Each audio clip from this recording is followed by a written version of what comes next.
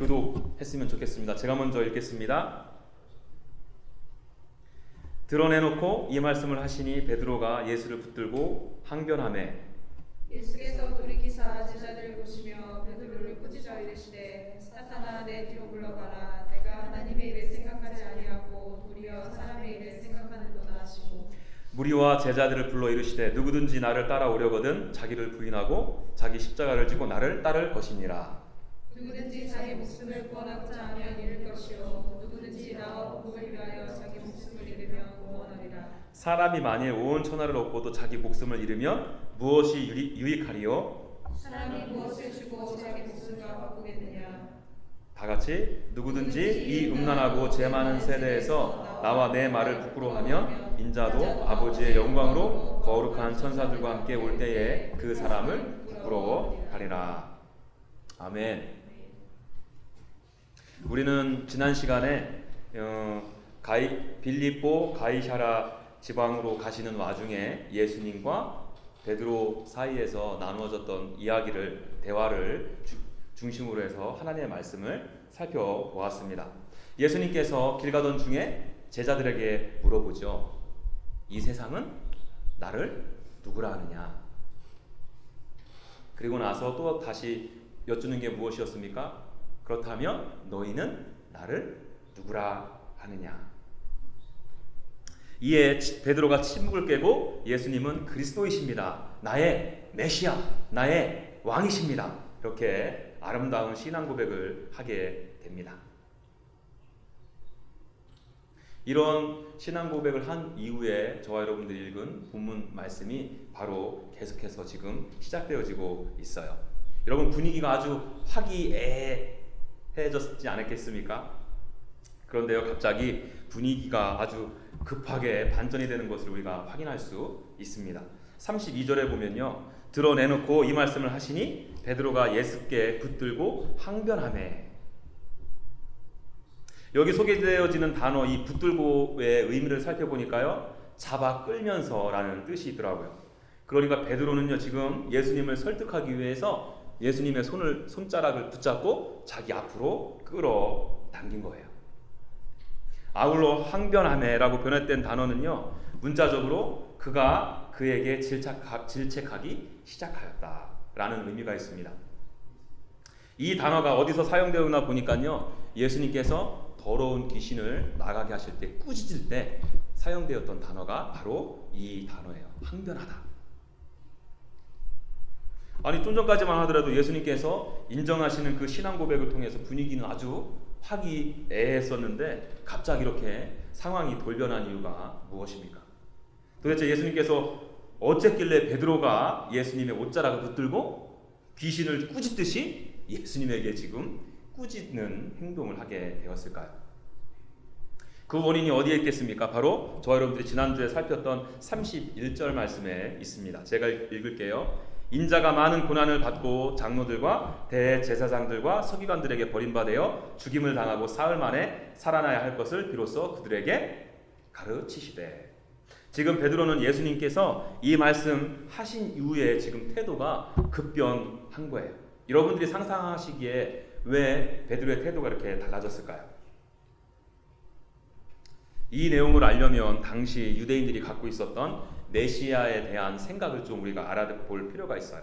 제가 지난주에도 소개해드렸던 말씀인데요, 다니엘서 7장 13절에서 14절 말씀입니다. 제가 현대인의 성경으로 읽을게요. 내가 또 밤에 환상 가운데 보니 사람처럼 생긴 분이 하늘에 구름을 타고 와서 영원히 살아계시는 하나님 앞으로 인도되었다. 하나님이 그에게 권세와 영광과 왕권을 주어 세상 모든 나라와 민족들이 그를 섬기게 하셨으므로 그 권세는 영원히 지속될 것이며 그의 나라는 결코 망하지 않을 것이다. 베드로와 제자들 그리고 모든 유대인들은요, 그들이 코 흘리게 시절부터 메시아 이야기를 수도 없이 들었습니다. 그들에게 있어서 메시아는요, 모든 불의와 악을 물리치실 것이고 강력한 힘과 능력으로 이스라엘의 왕으로 통치하시고 다스릴 메시아를 기대했던 것입니다. 사실은 다니엘서 말씀대로 유대인들의 바람대로 예수님은 그렇게 하실 거예요. 그러나 그 과정 가운데 예수님의 고난과 십자가 죽음과 부활이 있다는 것을 그들이 깨닫지 못했던 거예요. 단지 메시아는 자기를 대적하는 자들에게 형벌을 내리면서 승리의 영웅으로 오실 것이라고 생각했던 거예요. 다시 말하면 베드로는 하나님의 은혜로 예수님이 나의 메시아입니다, 나의 왕입니다라고 고백은 했습니다. 그러나 자신이 생각했던 모습과는 다르니까요. 예수님, 그게 지금 무슨 소리입니까? 예수께서 로마 정권을 물리치시기 위해서 고생스러울 수는 있습니다. 그러나 아예 고난당하러 오셨다니요. 예수님이 로마 정권과 맞붙어 전쟁을 치르다가 죽으실 수도 있어요. 그러나 아예 대놓고 죽으러 오셨다니요. 이거는 있을 수 없는 일입니다. 아주 강경하게 지금 예수께 꾸짖듯이, 질책하듯이 베드로가 말하고 있는 것입니다. 더 나아가서 베드로와 제자들은요, 이러한 잘못된 메시아관 때문에 예수 그리스도께서 예수 정부가 들어서면 한 자리 차지하려고 자기 자신들의 꿍꿍이 속을 가지고 예수님을 따름을 확인할 수 있습니다. 마태복음 20장에 보시면요, 야고보와 요한의 엄마가 등장하는데 성경에도 치맛바람이 있었던 것 같습니다. 이 예수님한테 자기 두 아들을 잘 보이게 해서 예수 정부가 들어서면 좌의정, 우의정, 장관을 한 자리씩 차지하게 달라고 이 두 아들의 엄마가 예수님께 간청을 하죠. 여러분, 저도 두 아들의 또 한 딸 아이의 아빠로서 충분히 이 모습은 이해가 됩니다. 두 아들이 출세하려면 뭐 어쩔 수 없으니까요. 제가 더 눈길이 가는 것은 뭐냐면 그 엄마의 요청에 대한 제자들의 반응이에요. 두 제자의 엄마는 예수님과는 많이 상관이 없었을 거 아니에요. 그런데 이 12 제자들은 예수님하고 지금 동고동락하면서 함께 지내고 있잖아요. 그런데 그들의 반응이 조금 충격이었습니다. 마태복음 20장 24절. 여러분들이 한번 읽어주시겠습니까? 시작. 10 제자가 듣고 두 형제가 대하여 분이 여기거늘. 여러분, 이거 제가 뭐 굳이 설명 안 드려도 이 반응 자체가 벌써 이 12 제자가 어떠한 꿍꿍이 속으로 지금까지 예수님을 따랐는지 확연히 알 수 있죠. 예수님께 들킨 거예요. 예수님께서 그들의 마음을 모를 리가 없죠. 아주 그래서 심하게 꾸짖으신 것입니다. 예수님께 항변했던 것 이상으로 오히려 예수님께서 베드로를 지금 심하게 꾸짖으세요. 33절이요. 예수께서 돌이키사 제자들을 보시고 베드로를 꾸짖어 이르시되 사탄아, 내 뒤로 물러가라. 네가 하나님의 일을 생각하지 아니하고 도리어 사람의 일을 생각하는 도다. 여러분, 예수님과 베드로의 대화를 한번 잘 생각해 보십시오. 저와 여러분들이 확인할 수 있는 것이 여기서 한 가지 뽑아낼 수 있습니다.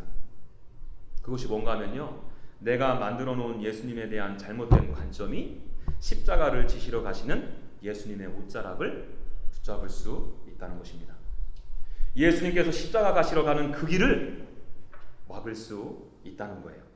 여러분, 제가 이 말씀 왜 드리냐면요, 아시는 것처럼 마가는요, 이 복음서를 통해서 이제부터 예수님께서 예루살렘으로 향해 가시는 여정을 앞으로 계속해서 자세하게 다루고 있어요.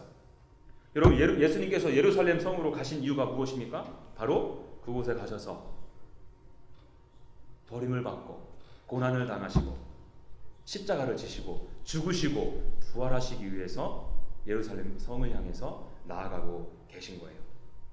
그런데 지금 베드로는요, 그 십자가 지시러 가시는 그 길을 막고 예수님 옷자락을 붙들은 거예요. 더 과감한 게 무엇이냐면 그런 행동이 베드로는 하나님의 일이라고 생각했다는 것입니다. 사실은 사람의 일이었는데요. 아까 말씀드렸죠. 그 제자들이 자기 자신의 영광을 위해서 예수님을 따랐다는 것. 여러분, 지금 이렇게 예수님을 막아서 예수님께서 십자가를 지시지 못하면 어떤 일이 벌어집니까? 그들에게는 생명이 있을 수 없죠. 그에게는 영원한 왕이신 예수님의 다스리심과 통치함을 받을 수 없게 됩니다. 영원한 하나님의 나라를 소유할 수 없어요. 베드로가 예수님의 옷을 잡아 끌고 십자가 지시러 가시는 그 길을 막는 것은요, 그러므로 아주 심각한 행동입니다. 왜냐하면 십자가 지셔야지 새 생명을 얻잖아요. 영원한 생명을 소유할 수 있잖아요. 그런데 여러분, 많은 분들이 이 십자가 지시지 않는 예수님을 믿는 경우가 허다하다는 거예요. 저와 여러분들 안에도요. 베드로처럼 잘못된 메시아관을 가지고 있다는 것입니다. 그러다 보니까 나의 예수님은 나에게 좋은 학교를 허락해 주셔야 되고요, 좋은 직장과 좋은 집을 허락해 주셔야 합니다. 내 주머니에 돈이 두둑히 채워주셔야 해요. 또 어떤 분들은요, 겉으로 하나님의 일을 한다고 하면서 예수님의 이름을 위해서 열심히 봉사하고 섬긴다고 하면서 자기 자신의 부와 명성을 쌓기 위해서 애쓰는 분들도 있다는 것입니다. 여러분 다 아시죠? 예수님은 여러분들에게 좋은 학교, 좋은 직장, 좋은 물질, 좋은 집 허락하시러 오신 메시아가 아니라는 거예요. 물론 별책부록으로 이런 류의 축복을 허락하실 수 있어요.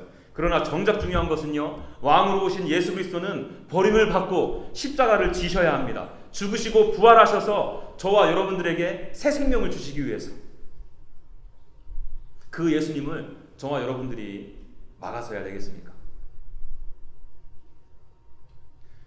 그 예수님의 옷자락을 잡아 끌면 안 돼. 여러분들의 정욕을 위해서 붙잡고 있는 예수님의 옷자락 이제는 놔야 돼요. 교묘하게 거짓되게 하나님의 영광을 위한다시고 십자가의 영광을 위한다며 예수님의 가시는 길을 막고 있는 그 길에서 돌이키셔야 됩니다. 저는 여러분들이 무엇으로 예수님께서 십자가 지시러 가는 그 길을 막는지, 예수님의 옷자락을 움켜쥐고 놓지 않은지 모릅니다.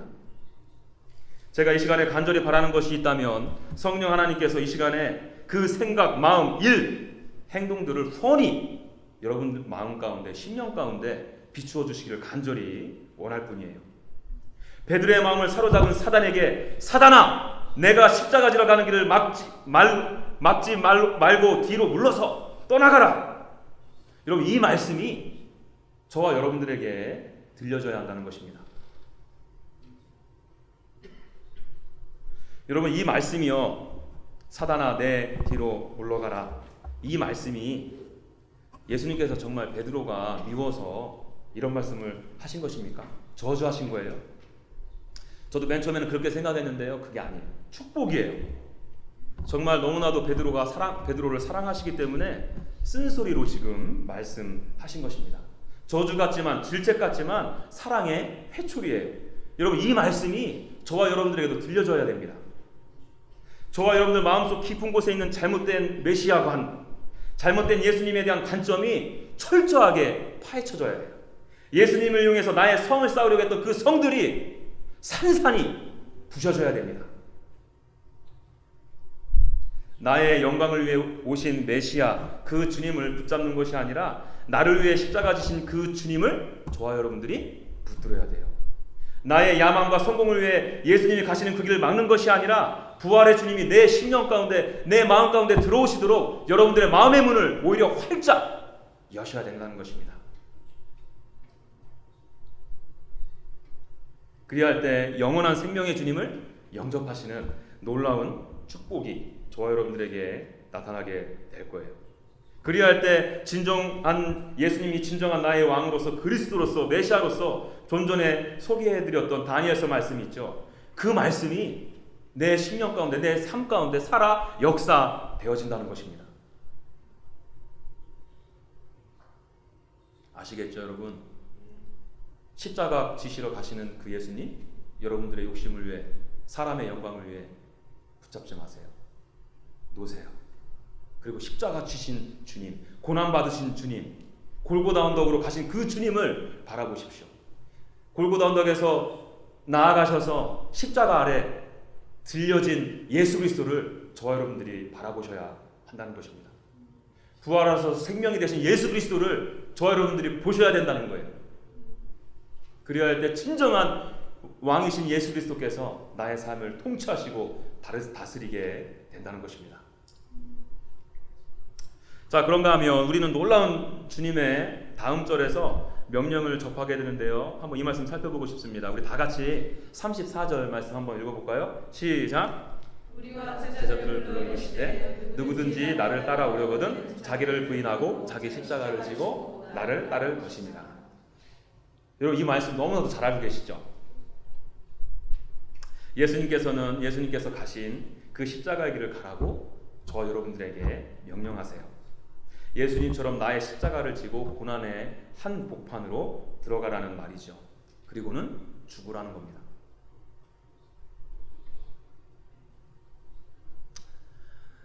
신학자 중에 한 분이신 모울이라는 분이요, 이런 말씀을 하셨다네요. 예수님은 인생의 짐을 지고 가는 인간의 경험을 표현하기 위해 십자가 진다는 말을 쓰신 것이 아니다. 이 말은 그보다 훨씬 더 포괄적이다. 십자가를 지고 가는 사람들은 처형장으로 가는 사람들이었다. 십자가를 지고 가는 사람들은 처형장으로 가는 사람들이었다. 여러분 십자가를 진다는 것은요, 뭐 금 모양으로 된, 아니 그 십자가 모양 금목걸이 걸고 다니는 게 아니라는 거예요. 차 거울에 매달고 다니라는 말이 아닙니다. 또 어떤 분은요, 십자가를 진다는 의미를 나나 내 가족에게 있는 질병을 보고 그것이 나의 십자가라고 표현하는 분들도 있어요. 왜? 또 그 안에 나에게 큰 고통이 따르기 때문에. 그러나 이것도요, 진정한 의미에서 십자가의 의미는 아니라는 거예요. 예수님께서 지신 십자가를 보면 알 수 있죠. 물론 예수님께서도요, 말할 수 없는 고통과 아픔을 가지셨어요. 그것은 단순히 예수님께서 예수님 자신을 위해서 예수님에게 오는 아픔과 고통을 참은 것이 아니었다는 겁니다. 예수님의 고통은 예수님 때문에 받게 된 고통이 아니라 저와 여러분들의 죄로 인한 고통과 아픔을 짊어지신 것입니다. 십자가의 고통으로 다른 사람이 살았다는데 더 큰 의미를 두어야 한다는 거예요. 다시 말하면 저와 여러분들에게 허락되어진 그 십자가를 진다는 것은요, 나 자신을 위해 당하는 고난이나 고통이 아니라 다른 영혼의 생명을 살리기 위해 당하는 고난과 고통, 예수 그리스도의 복음을 증거하기 위해 살다가 당하는 고통, 한 알의 밀알이 썩어져 땅에 떨어져 죽을 때 당하는 고통을 의미한다는 것입니다. 이 십자가를 지는 것은 특정한 사람 몇몇에게 제한되지 않습니다. 34절 눈으로 한번 보십시오. 여기 보면 누구든지라는 단어가 쓰여져 있어요. 여러분, 어느 누구든지 예수님의 이름을 부르는 자들은 구원을 받죠. 그 구원을 받는 모든 자들은 십자가를 지는 사명이 함께 따라옵니다. 아울러 철저한 자기 부인이 있어야 하죠. 어떤 사람은 직업과 또 가족을 떠나게 되는 때도 오고요, 자존심이 상한 사람이 신분과 명예에 대한 야망을 포기해야 될 때도 있습니다. 또 욕심이 많은 사람들에게 물질에 대한 욕망을 포기해야 되죠. 만족을 추구하는 사람들은 편안함에 대한 애정을 포기해야 될 때도 있다는 것입니다. 여기 계신 분들이라면 제가 더 이상 자세하게 설명을 드리지 않아도 예수님을 따르려면 누구든지 나를 부인하고 십자가를 지고 예수님을 따라야 한다는 이 말씀 다 아실 거예요. 그런데 여러분, 우리가 이 성경의 말씀을 잘 알잖아요. 여러분들의 삶 가운데 이 모습이 있습니까? 실제로 나를 부인하고 예수님을 따르는 삶, 십자가를 지는 삶, 내가 십자가 지는 삶을 통해서 다른 영혼들이 새 생명을 얻는 거 쉽습니까? 여기에는 모태신앙으로 자라신 분, 사실 성경에는 모태신앙이란 말 자체는 없지만요, 편의상 아주 어려서부터 교회 안에서 자란 분들이 대부분일 거예요. 여러분 지금까지 이 말씀을 신앙생활 하면서 교회 안에 있으시면서 이 말씀 한번 심도 깊게 고민해 보지 않으셨어요? 왜 나는 십자가를 질 수 없을까? 나는 예수님을 믿는데 왜 나를 통해서는 생명의 역사가 일어나지 않을까? 왜 나는 고난의 자리에 예수 그리스도께서 나아가신 그 십자가 자리에 참여하지 못할까? 고민 안 해보셨어요? 저는 개인적으로 이 질문을 가지고 정말 수도 없이 씨름했어요. 저도 나름대로 기도하고 주님과 씨름하면서 저는 나름대로 답을 얻었습니다. 제가 얻은 답을 여러분들하고 좀 나누고 싶은데요, 제가 이 질문에 대한 답을 삼위일체 하나님을 묵상하면서 깨닫게 됐어요.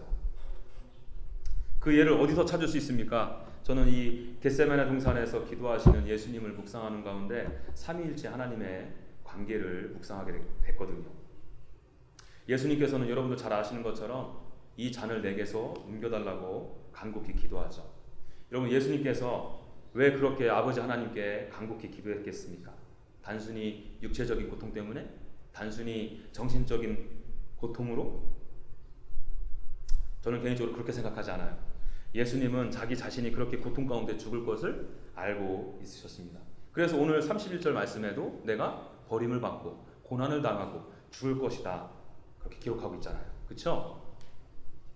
예수님께서 그렇게 고민하시고 십자가를 지기 힘드셨던 이유는요, 3일 동안 죽음의 자리로 나아가야 되는 그로 말미암아 아버지 하나님과 단절되는 그 고통이 너무나도 컸기 때문이에요. 저 여러분들 이해가 잘 안 되실 거예요. 3일 동안 주님하고 아무런 교제 없어도 아무 상관없으니까.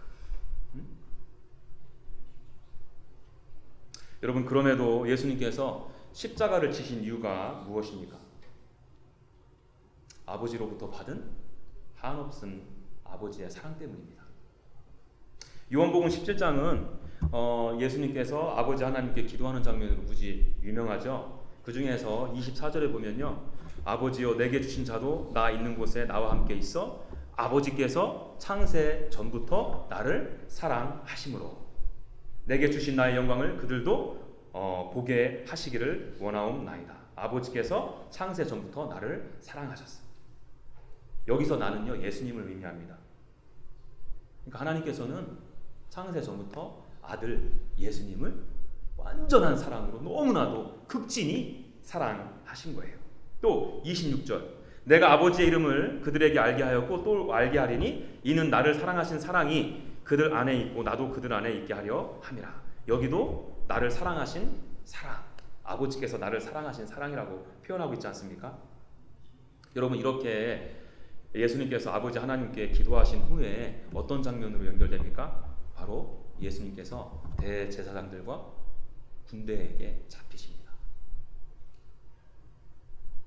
십자가 지시기 위해서.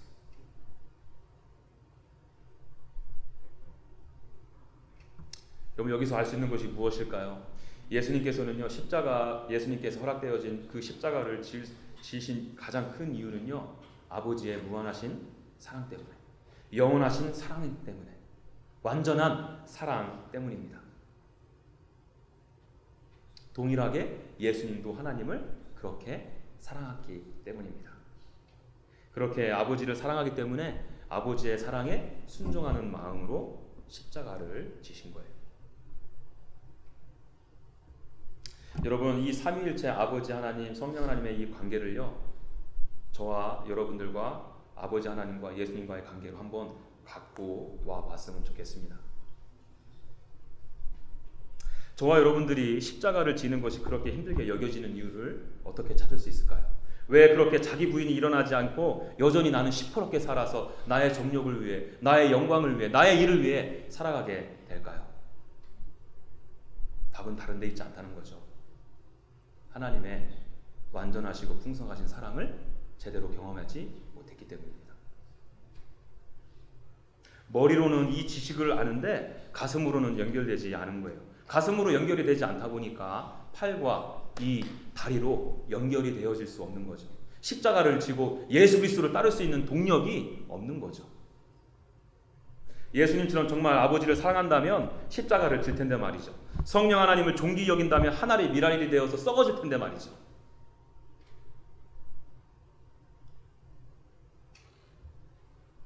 여러분, 사랑의 힘이 대단한 거 아시죠? 모르세요? 여러분들의 이해를 돕기 위해서 한 가지 예를 들도록 하겠습니다. 여러분, 샬투 지체들 중에서 눈 맞아가지고 9월달에 결혼하는 거 아시죠? 응? 저는요, 그 커플을 보면서 정말 예수님 사랑하면 어떻게 되는지 제 눈으로 확인하게 됩니다. 그래서 저는 개인적으로 그 커플들을 너무 사랑하기 때문에 늘 기도하는 것이 있어요. 하나님, 서로의 사랑을 그렇게 경험하면서 예수님의 사랑을 깨달아 서로를 사랑하는 것 이상으로 예수님을 그들이 사랑하게 해주십시오. 여러분 이 커플들은요 샬트에서 서로 알고 지낸 지 무려 10년이 다 됐어요. 공동체 안에서 서로 좋은 오빠 동생 사이였습니다. 더 이상도 그 이하도 아닌 관계였죠. 그런데 작년 10월부터 스파크가 갑자기 그냥 일어나더니요 난리 브루스를 치기 시작하더라고요. 그때부터 둘이 교제하게 되었어요. 그 사랑에 눈이 뜨니까요 사람이 달라지는데요. 제가 몇 가지만 여러분들을 위해서 소개해 드릴게요. 이거 얘기하려면 두 커플의 신분이 밝혀져야 되는데 그냥 얘기하지 뭐. 저 처제 지아예요. 응? 저 뒤에 앉아 있는 자매. 저는 이렇게 가족들끼리 이렇게 식사하는 걸 되게 좋아해요. 그래서 토요일 날 아침이면 제가 지아한테 묻습니다. 지아야 아침에 같이 밥 먹자. 그럼 하는 말, 아우 형부, 저는 아침에 일어나는 체질 아닌 거 아시면서. 여러분 저 지아랑 10년 넘게 살면서요 아침밥 같이 먹은 적 거의 없습니다. 그런데 그 형제님 만나기 시작하면서요 처제가 아침이 없는 거야. 제가 보통 토요일 날은 7시 전후로 일어나거든요. 자고 있어야 될 자매가 어디 갔나 없어. 알고 봤더니 아침을 그 형제랑 먹으러 그 일찍 그 새벽에 일어나서. 아니 10년 넘게 같이 산 형부랑 아침 한 번 안 먹으면서 그러면서 나 사랑한다는데 나는 어떻게 된 거야? 응? 그 형제와 사귀기 시작한 그때부터 지아의 체질이 변하게 시작된 거예요. 아침을 늘 챙겨 먹는 자매로 변화된 것입니다. 또 지아가 이 5일 동안 힘들게 그 스페셜 에듀케이션 아이들 사랑으로 가르치고 양육하잖아요. 얼마나 힘듭니까? 피곤해요. 보통 그래서 토요일 같으면 오전에 늦게까지 이렇게 자고 그러잖아요. 피곤하니까 쉬고 싶은 이해되잖아요, 충분히. 그런데 어느 날부터인가 토요일 날 집에 없어. 글쎄 알고 보니까요 그 형제가 제 가게에서 토요일 날 일을 해주는데요 그 형제랑 같이 가게 같이 가더라고요. 그렇게 5일 동안 힘들게 일하고 피곤한데 나는 힘들어서 쉬고 싶은데 그 사랑 때문에 자기 부인이 일어나는 거예요. 진짜 제가 나눠드릴 거 많거든요. 시간 관계상 여러분들 또 시간 오래 걸리면 또 힘들어하니까 딱 2가지만 말씀드렸어요. 여러분 잘 보세요. 이게요 제가 여러분들 우스갯소리 같죠? 여기에 놀라운 진리가 담겨져 있어요. 서로 사랑하게 되니까 나의 체질이 변화가 일어나요. 또 5일 동안 내내 힘들어서 일했음에도 불구하고 그 형제와 함께 일하는 자리로 십자가 지는 자리로 나아간다는 거예요. 자기 부인이 되는 거죠. 왜? 사랑하니까. 이것 말고 어떻게 우리가 설명할 수 있습니까? 여러분 저렇게 어설픈 형제자매 이 두 사랑 안에도요 그 사랑으로 인해서 체질이 변하고 고난에 함께하는 자기 부인이 일어나는데 하물며 완전하시고 온전하신 삼위 하나님의 사랑이 정말 내가 깨달아지고 믿어져요. 예수님께서 십자가에서 쏟으신 사랑이 내가 정말 인격적으로 그것이 믿어집니다. 신랑 되신 주님의 거룩한 신부로 아름다운 연합이 이루어졌어요. 내가 변하지 않는다고? 새로운 피조물이 되어서 성령께서 부어주신 능력으로 성령의 열매들이 맺어가는 게 없다고? 주님께서 나에게 허락하신 그 십자가 짊어지고 예수님과 동행이 없다고요? 그럴 수 없어요. 오히려 그러지 못하는 게 어색한 것입니다.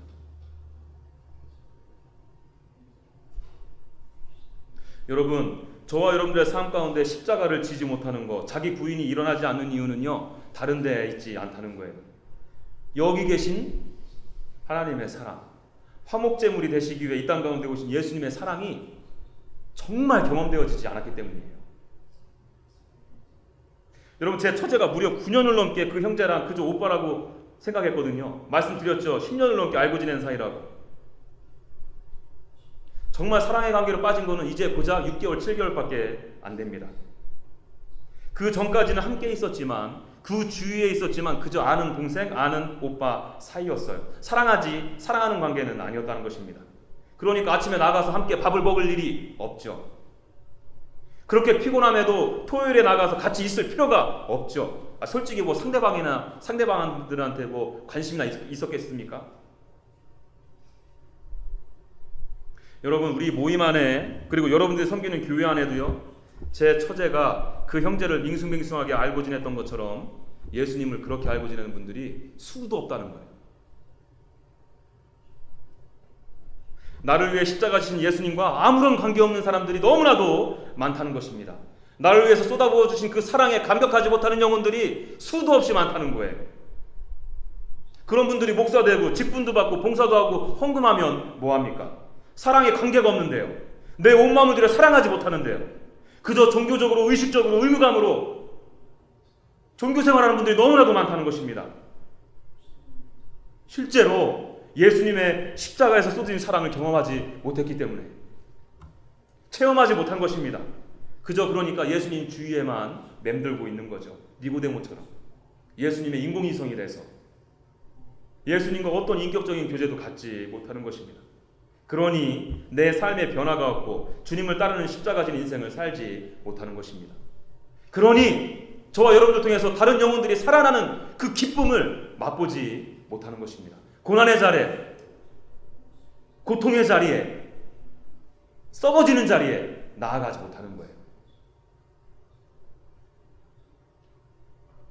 무기력한 삶을 살아갈 수밖에 없는 거죠. 여러분, 정말 이 예수 그리스도의 십자가 사랑이요, 여러분들에게 체험되어져야 합니다.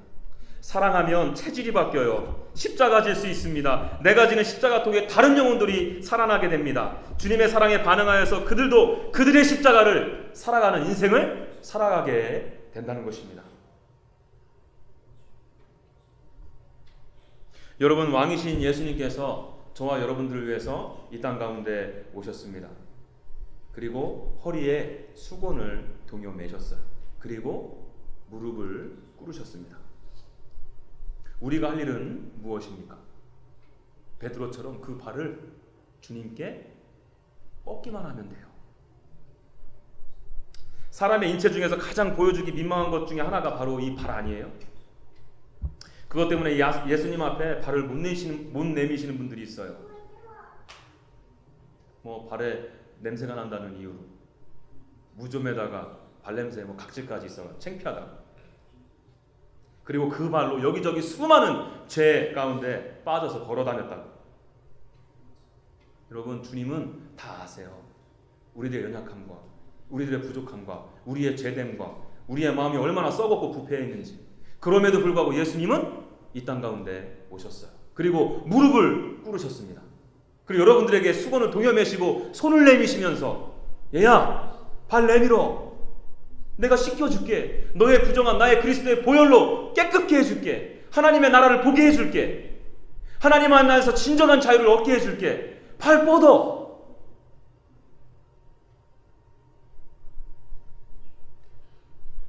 무엇이 두려우세요? 예수님께서 이미 십자가에서 다 이루어 놓으셨는데 내미시면 됩니다. 내미셔서 예수 그리스도의 그 따뜻한 손길을, 여러분들 그 감촉을 느끼고 싶지 않으세요? 그 사랑의 언어 듣고 싶지 않으세요? 그 주님과 깊이 연합되어져서 하나님과 깊이 사랑하고 싶지 않으세요?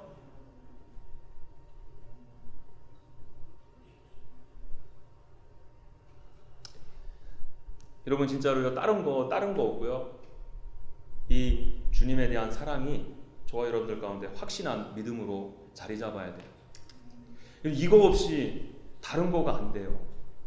저도 해봤거든요. 십자가 접으려고, 자기 부인해보려고 이것저것 다 안 해봤거든요. 안 돼. 왜 안 되냐고요? 주를 향한 사랑이 없으니까. 그렇게 사라지지를 못하는 것입니다. 복음이신 주님이 내 안에 없으니까 내가 이 땅 가운데 살아갈 능력이 내 안에 없는 거예요. 여러분, 명심하세요. 우리가 이 땅 가운데 살아가지 못하는 것은 우리가 몰라서 그런 게 아니에요. 하나님의 말씀에 살지 못하는 것은 우리가 알지 못해서 그런 게 아니에요. 우리 다 알잖아요. 그 안에 살아갈 능력이 없기 때문에 그렇습니다. 다이너마이트, 복음의 능력이신 예수 그리스도가 없기 때문이에요. 하나님의 사랑이 자리 잡고 있지 않기 때문에. 여러분들이 구하셔야 될 것은 발을 내미시면서 겸손히 주님의 사랑을 부어주십시오. 내가 여태까지 쥐고 있었던 나의 욕심과 나의 일을 위해서, 나의 영광을 위해서 쥐고 있었던 예수님의 옷자락 내어놓을 테니 십자가 가십시오. 골고다 언덕 오르십시오. 제가 그 십자가 지신 예수 그리스도 바라보겠습니다. 이거예요. 십자가에서 쏟으신 사랑 나의 심령 가운데 부어주십시오. 그 사랑에 내가 정말 감격하고 싶습니다.